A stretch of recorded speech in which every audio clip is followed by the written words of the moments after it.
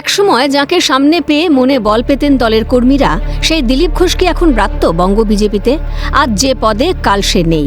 রাজনীতিতেই শুধু নয়, প্রশাসনে কিংবা সমাজ জীবনে এটাই চিরকালীন সত্য।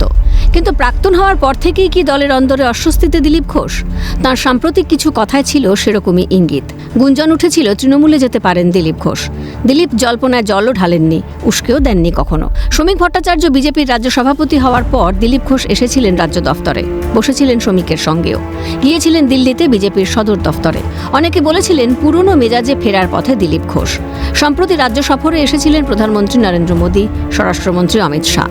সেই সব মিটিংয়েও ছিলেন না দিলীপ ঘোষ, বলেছিলেন ডাক পাননি তিনি। এবার দিল্লি থেকে ফিরে এসে বলেছিলেন দুর্গাপুরে মোদীর সভায় তিনি থাকবেন। আমন্ত্রণ জানিয়েছেন সেখানকার কর্মীরা। শুক্রবার মোদী দুর্গাপুরে এলেন, সভা করলেন, কিন্তু থাকতে পারলেন না দিলীপ ঘোষ। এই দিন 7 সকালে তাঁকে যেতে হলো দিল্লিতে দলের কাজে। আমাকে কর্মীরা ডেকেছিলেন, তাই আমি হ্যাঁ করেছিলাম।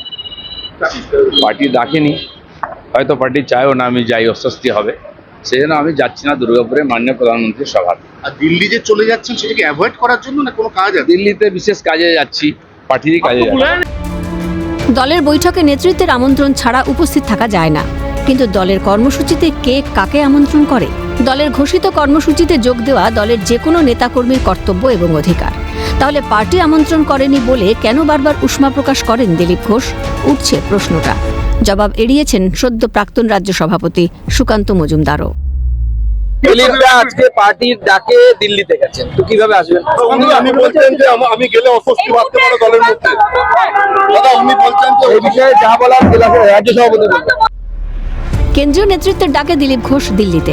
বঙ্গে যখন বিজেপি মেতে মোদিতে, দিল্লিতে তখন জেপি নাড্ডার সঙ্গে বৈঠকে দিলীপ ঘোষ। বিষয়টা কম তাৎপর্যপূর্ণ নয়। তবে কেন দিল্লি যাওয়ার মুখে দল নিয়ে আক্ষেপের সুর দিলীপের গলায়? উত্তরটা জানা নেই শ্রমিক ভট্টাচার্যেরও। আপনার প্রশ্ন করার অধিকার আছে, প্রতিক্রিয়া চাওয়ার অধিকার আছে, আমারও প্রশ্নের উত্তর না দেওয়ার একটা অধিকার আছে।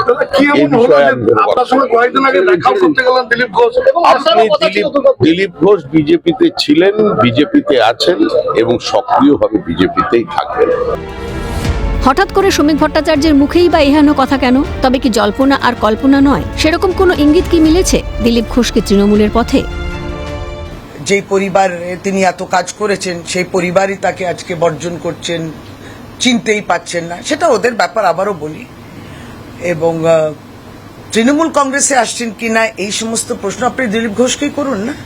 তৃণমূল কংগ্রেস তো কাউকে খুঁজতে বেরোয়নি, কাউকে খুঁজে না, এবং কেউ তৃণমূল কংগ্রেসকে খুঁজছে কিনা সেটা তো তাকেই জিজ্ঞেস করতে হবে। দিলীপ ঘোষ কোন পথে বলতে পারেন দিলীপ ঘোষই। তিনি যদি চান যেতেই পারেন তৃণমূলে। আরএসএস এর একজন বেছে নিতে পারেন যে কোনো রাজনৈতিক দলকে। বিজেপি ছাড়া অন্য দল করায় বাধা নেই আরএসএস এ। দিলীপ ঘোষ কি সে পথে যাবেন? তবে কেন হাটের মাঝে বলেন নানান কথা? দিলীপকে কি সেই ব্যাপারে সতর্ক করে দিতেই নাড্ডার তলব?